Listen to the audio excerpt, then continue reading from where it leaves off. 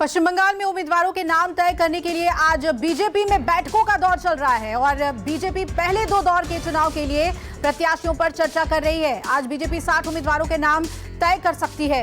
सीधा रुख करेंगे, मेरे सहयोगी अमित कुमार जुड़ रहे हैं ज्यादा अपडेट के साथ। अमित, बैठकों का दौर शुरू हो गया है, अभी जो बैठक जारी है उससे क्या उम्मीद करें, क्या मंथन चल रहा है उसमें?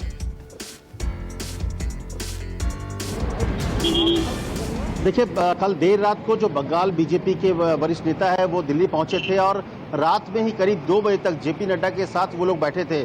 उसी समय समझिए रात को करीब 2 से ढाई घंटे तक की बैठक चली है और आज सुबह जो शिव प्रकाश जी हैं जो कि संगठन मंत्री है, उनके घर पे करीब 2.5 से 3 घंटे बैठे हैं और 11 बजे से जेपी नड्डा घर पर बैठक हो रही है।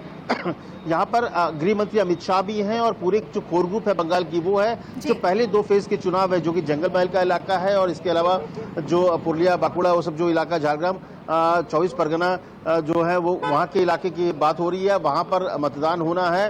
उन 2 फेज के करीब 60 उम्मीदवारों पर चर्चा है। कोशिश ये है कि जो चुनाव समिति शाम को बैठक होने वाली है उससे पहले ज्यादातर सीटों पर एक नाम तय कर लिए जाएं।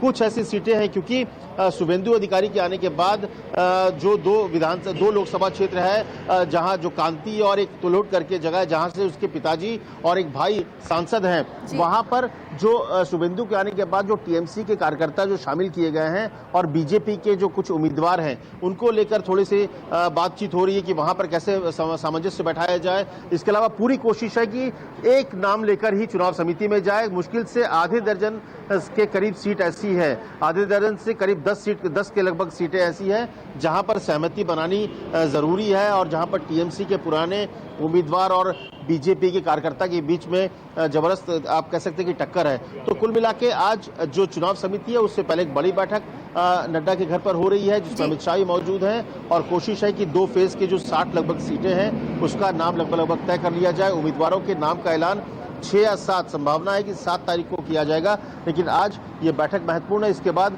कल असम को लेकर भी एक बैठक हो चुकी है नड्डा के पास। तो आज की जो चुनाव समिति में असम और बंगाल के सीटों को लेकर चर्चा होनी है। बिल्कुल अमित, आप नजर बनाए रखिएगा इस बैठक पे। तो जैसा कि अमित बता रहे थे कि आज शाम को केंद्रीय चुनाव समिति की बैठक से पहले ये तय कर लिया जाएगा कि फाइनल किनके नाम उम्मीदवारों की लिस्ट में सूची में होंगे।